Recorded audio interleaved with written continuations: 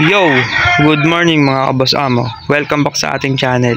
So, muli tayo nagbablog about sa mga wiring harness ng motor.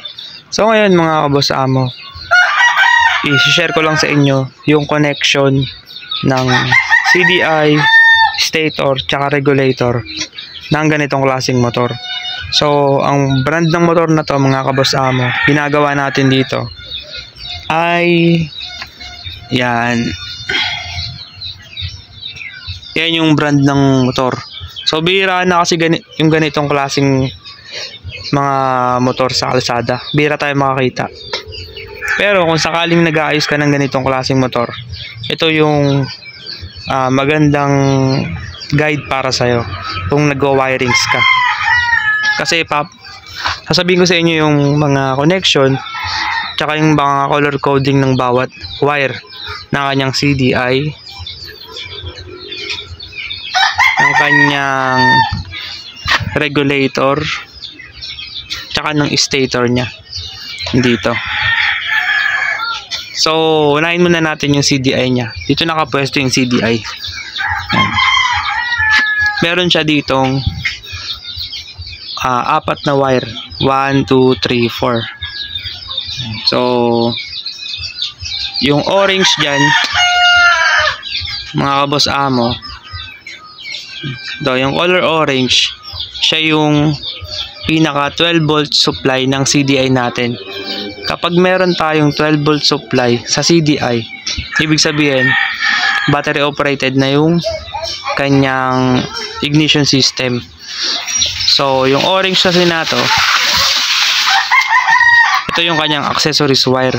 So makikita nyo yan mga kaboss amo dito sa may susian. So ito yung kanyang susian, hindi na kasi stock yung susian nya, pinalitan na ng replacement. Meron kang makikitang orange wire dito, yan. Yung orange wire na yan, yan yung accessories wire ng ganitong klaseng motor.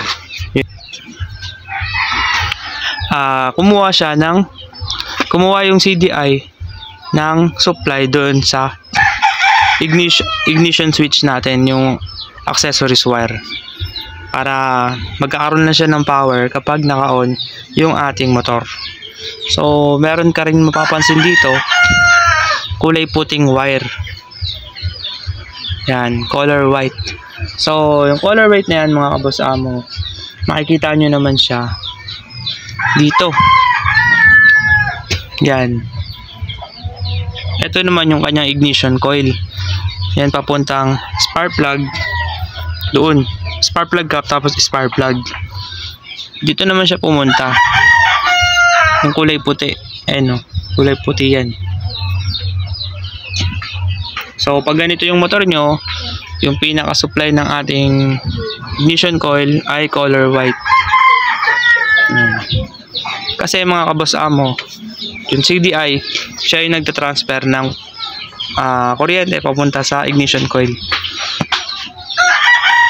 Kaya yon, yung kulay puti na to, diyan ang gagaling kuryente, tinatransfer niya papunta sa ignition coil. Yung ginamit nilang color coding or wirings is color white para sa ignition coil. Okay? Tapos meron ka mapapansin ditong color black, white black pala, yan. Yung white black na yan, ground naman yan, or body ground, negative supply ng CDI. Syempre di maglalabas ng kuryente yung CDI natin, or hindi siya magpa-function pag walang body ground. So ito yung ground niyan, black and white. Yan, black and white. Tapos ang pinakalas na wire na makikita nyo dito, yung blue yellow, yan. So halos karamihan naman ng mga motor, ito yung ginagamit na color code para sa ating pickup coil or pulser. Yan, tama kayo mga boss, papuntang pulser yan. Pag sinundan nyo yan, pupunta yan dito sa harness, papunta dito sa ating stator.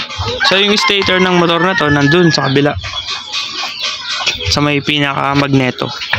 Pero ito yung kanyang wirings. Yan, ito. Makikita nyo to. Blue, yellow. Tapos pupunta sa harness. Kasama na itong dalawang yellow. So, ito na nga. Yung ating blue, yellow na galing dito sa CDI ay dito siya pumunta sa pulsar pickup coil ng stator. Okay?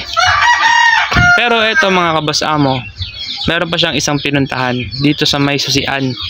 Kung mapapansin nyo yung stock na wiring niya, meron din siyang blue yellow. Yan. Sa kanyang socket ng susian. So di na nga kasi stock, kaya inalis na sa socket. So bakit nga ba meron ditong blue yellow? Yan kasi para naman yan sa kill switch. Yan. Pag nagdikit kasi to, yung black and white, which is ground, tsaka itong pulsar, hindi mo mapapaandar yung motor. So, for safety purposes to, kaya ganito yung ginawang, yan, kaya ganyan yung ginawang wirings. Yan, okay. So, tapos ka na sa CDI, kabisado mo na siya. So, dito naman tayo sa stator. So, madali lang yung connection ng stator kasi tatlong wire lang ang meron dito, which is naka full wave na rin yung kanyang charging system. So, kung mapapansin nyo nga, dalawang yellow lang yung socket. Yan, dalawang yellow, tapos blue yellow. Yung blue yellow nga, yan yung pulsar. Then yung dalawang yellow naman, siya naman yung papunta sa ating regulator. Charging, para sa charging system naman yan. Yan, yung dalawang yellow na yan, galing dito sa stator, tapos lumabas sa may socket dito. Dalawang yellow, dito naman siya pupunta. Yan. Magkakarugtong naman yan eh. Dito siya pupunta sa ating regulator. Ito yung yellow na isa. So ito naman yung isa. Yan. So ayun lang naman yung connection ng sa stator niya. Tatlong wire lang. Kasi nga naka full wave na siya, kaya konti yung kanyang wiring connection.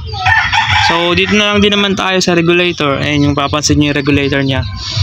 Para siyang, kung titignan mo, para siyang pang DY6 lang, di ba? Pang DY6 lang siya. Pero ayun mga kabasa mo, full wave na yan. Kaya pwede mo siyang salpakan ng mga full wave na regulator. So eto nga, dito na tayo mga kabas amo. Dalawang yellow dito sa may regulator. Yung dalawang yellow na yan, papunta yan sa stator natin, yung charging natin. Tapos meron ka dito makikitang black white. Yan. So yung black white, siya naman yung ground. Syempre hindi rin gagana yung ating regulator pag walang body ground or negative supply. So negative supply yan, yung black and white. Then ang pinakalas na kulay dito or wire is yung red. Yung red wire na makapal. Kasi magkakaiba ng gauge ng kapal yan. Ito kasi nasa ano to, nasa 16. Kasi itong mga yellow, 18 lang yung kanyang gauge, yung kapal niya. So itong red wire, naman yung pumunta sa ating susian. Ito. Kung mapapansin nyo, yung susian natin, meron siyang red. So dyan siya pupunta. Yan. Pero mga kabos amo, meron pa yung isang pinuntahan dito naman sa loob. Kaso di na siya makikita.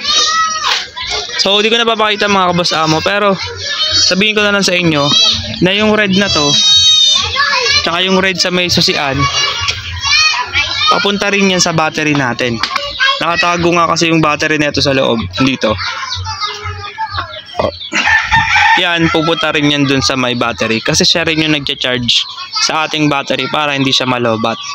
Meron yung fuse. Okay? So, yung red na yan, papunta sa susian. Yan.